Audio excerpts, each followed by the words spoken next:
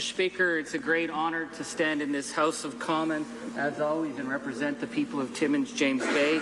I speak tonight, Mr. Speaker, recognizing that the voice of the people of Timmins-James Bay once again are being shut down by a government that is afraid to actually deal with the pension crisis that they're creating, this self-perpetuated crisis that they have shut down debate on an issue that is fundamental to the future of Canadians, which is their pensions. Because, Mr. Speaker, they show amazing contempt for the democratic process.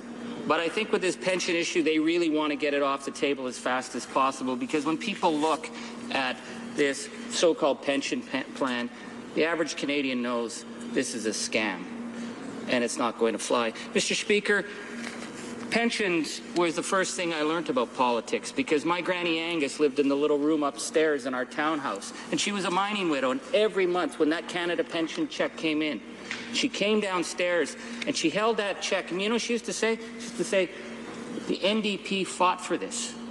And I used to think my grandmother was a little crazy, and I'd say, Nanny, there's always been a pension. She said, no, there wasn't always a pension. She said, people fought for that pension. My grandfather, Charlie Angus, worked 38 years at the largest gold mine in North America, and those men had no pensions because it was expected that you were going to die young. You were going to die from silicosis. You were going to die from emphysema. You were going to die from right heart failure in your early 40s, and that's what happened to all the immigrant miners. You were going to die in a run amok or a rock blast. They didn't have to worry about pensions, but if you lived long enough, you were stuck. Charlie Angus went to work and died on the shop floor at the Hollinger mine when he was 68 years old. You worked until you died. That was the way it was when I was born. Now, Mr. Speaker, 68, I was thinking about that. What a different world it seemed that we had moved into, that my grandfather had to be at the mine at 68. And just a few months ago, I was at the Tim Hortons in Timmins, and a guy came up to me and he said, Charlie, he said, I can't live on my CPP. He said, I worked my whole life as a contract miner. I'm going back underground. I said, how old are you, sir? He said, I'm 68 years old. The pension crisis that exists in our country is not this fabricated crisis that the Prime Minister told the millionaires in Davos. The pension crisis in this country is that we have a system that works, but citizens are not able to pay enough into. That CPP is an excellent, well-funded system, but it does not have, people are not able to put in the capacity. It's the simplest, it's the lowest cost, and it guarantees people the chance to retire in dignity. So in my riding, 68-year-olds are not having to go back to work. Now, Mr. Speaker, we saw last week when the Prime Minister went to speak to millionaires in Switzerland, and the message he delivered to the millionaires of Switzerland was that our senior citizens are living too high off the hog. He didn't have the guts to come back to tell senior citizens in this country what he was going to do. And we've been trying to get a straight answer from this attack on old age security, because old age security, this represents the poorest. It represents the most basic pension. And, you know, pension plans are done over 30 years. So over the last 30 years, we've had maybe 15 years of Liberals and 15 years of Conservatives. Are you telling me that these guys didn't see a demographic crisis that now suddenly the Prime Minister has become aware of? That these senior citizens are getting too much? So we're trying to get an answer as to how this could be. And we had the Human Resources Minister say today, well, we have to worry about future invasions of our country.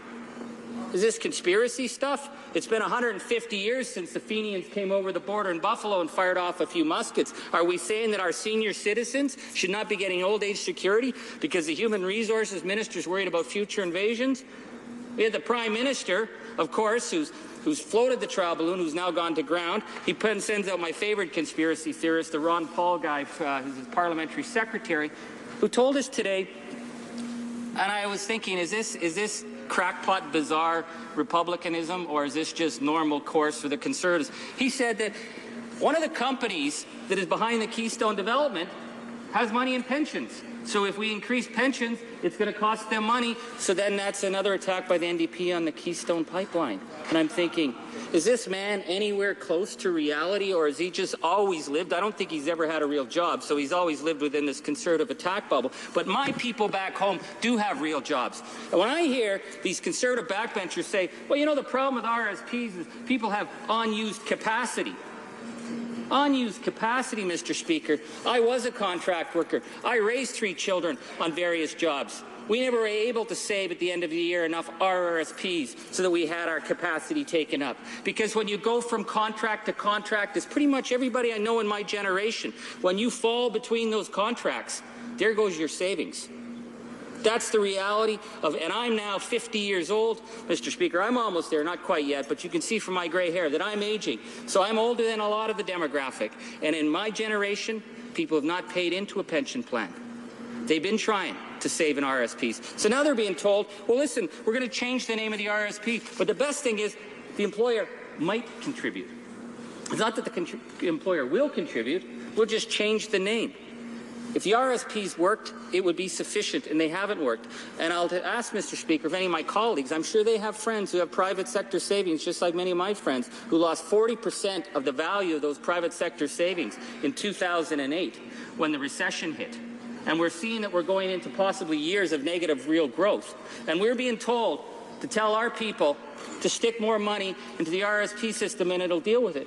Meanwhile, we have a system that works. We have the CPP. And when you talk to pension experts, the one thing they say is the CPP works. Allow workers to contribute more to the CPP. That's a reasonable solution, Mr. Speaker. But you know what? That's a public solution.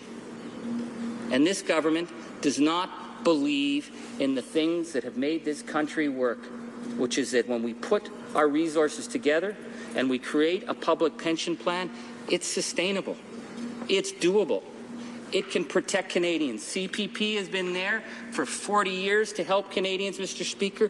When you talk to the pension experts, that's where we need to go, but that's where this government doesn't want to go. So what have they done, Mr. Speaker? They've come in with this glorified RRSP program, but they don't want to debate it. They don't want Canadians to hear about it. It's our job as members of Parliament to stand in this House and represent the concerns of our people. They don't seem to like it. It might bother the attack message box crew around the Prime Minister, but that's the parliamentary Westminster tradition. And Canadians can hear the debates, and they can see if those debates make sense, and Canadians can judge. But when you force through a fundamental change on pensions,